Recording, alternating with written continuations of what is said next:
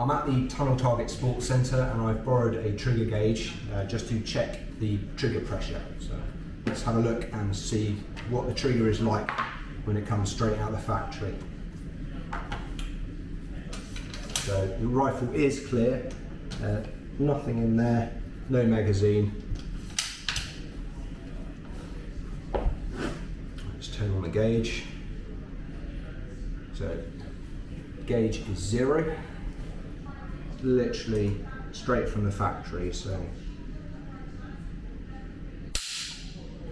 2 pounds 4 ounces.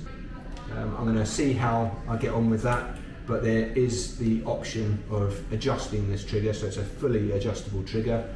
It's a 2-stage trigger at the moment, but it does come with a kit, so you can change the spring and you can convert the trigger into a single-stage trigger if I so wish. So just bolt back, safety on. Okay, we're going to go and get down the range now. Just going to remind you of the rifle setup.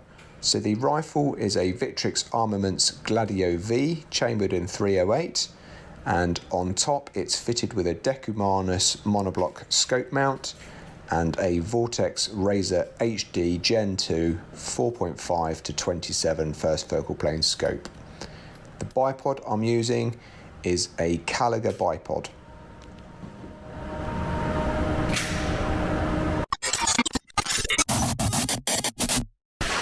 To boresight this rifle, I need to fold the stock and then remove the bolt.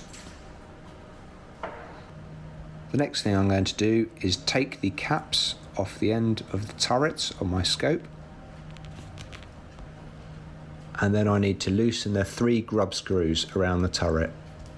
I then use the rear bag to support the pistol grip whilst I align the bore of the barrel to the centre of the target 100 metres downrange.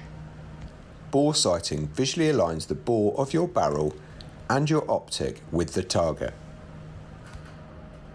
Once the bore is pointing at the centre of the target downrange, use the adjustment tool and look through your scope to align the reticle of your optic with the centre of the target. Once I'm happy, I then tighten up the 3 grub screws on the turret finger tight. I can then unfold the stock and then reinsert the bolt. And that is boresighting complete.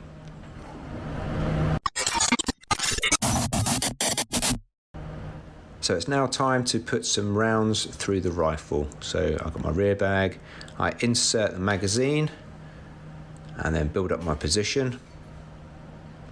Once I'm happy, I run the bolt forwards and then take off the safety catch. Get my sight picture and then take a shot. I'm staying on target, I'm looking at the fall of shot and I'm working out using the reticle how much I'm going to need to adjust my scope by, so that's elevation and windage. Just remember when you're zeroing the scope that you are making changes to the bullet's point of impact, so therefore if you are hitting high and to the right, you need to come down and to the left. As I'm doing a break-in and zero, I fold the stock and remove the bolt so that I can clean the rifle.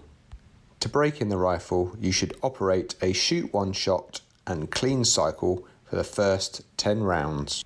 I'm using Bortec eliminator, patches and a nylon brush to clean the barrel. Once you've finished your 1 shot and clean cycle for the first 10 rounds, it's time to go to the second stage of the break-in procedure, and for this you will need 2 magazines of 10 rounds. You should now fire 4 5-round groups, cleaning after each 5-round group. 5 rounds, same hole, really happy with that. We'll have a look at the target later, but really happy with that. It's actually grouping better than my Creedmoor, so very cool. Right, I'm going to give it a clean now. Same cleaning routine as before, use Bortec eliminator, patches and the nylon brush to make sure the barrel is clean. So I've got Magnetospeed, so I'm going to now check the muzzle velocity of the rifle send another group of 5 downrange, you're going to need to know your muzzle velocity when you are plugging in any data into your ballistic calculator. On the back of the packet, you can see it's got 810 meters per second for this particular round, so it's going to be interesting to see what it says when it comes out the magneto. I'd imagine it would be slightly different, though not always 100% accurate. Opening up the Magnetospeed V3 case, I'm going to take out the display unit and the sensor array. Place the strap over the barrel. Fit the heat shield on the strap. Then use spacers and rubber pads to align the sensor deck. Then pull the strap tight through the cam buckle and then tighten the thumb knot on the base of the unit. If you're using a muzzle brake, make sure that when you fit the sensor array, the muzzle brake is over the blast beam, which is the curved part of the array. There should be a 1/4 inch gap between the bottom of the bore and the top of the sensor array. Always sight down your bore to make sure that the bullet will clear the sensor deck. Plug the data cable into the back of the bayonet and into the display unit. The display unit will then power up. Press the center button and then use the bottom arrow to scroll down to clear series shots. Then press the center button, scroll down to yes, and then press the center button to confirm. You can now see the display unit is zeroed. So I've loaded 5 rounds, I'm just going to go for a 5-round group.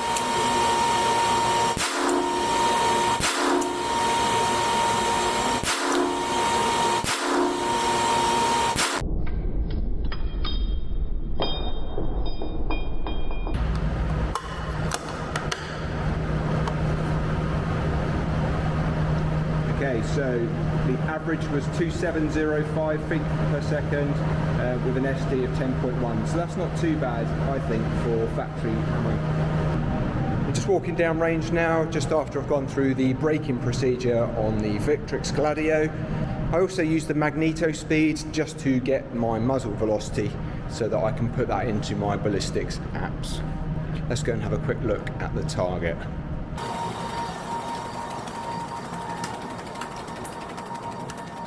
Okay, so after I bore sighted, that was my first round, then I adjusted off of that, and that's where this group came. So that was the first sort of 4 rounds, and then the other 5 rounds went through here. So it did shift my point of impact slightly. Then I went on to a second 5-round group. Those were both me. I pulled my shots. They should have all been in one hole, and there you go, that's the other 5-round group, so it's literally nailing them all through the same hole.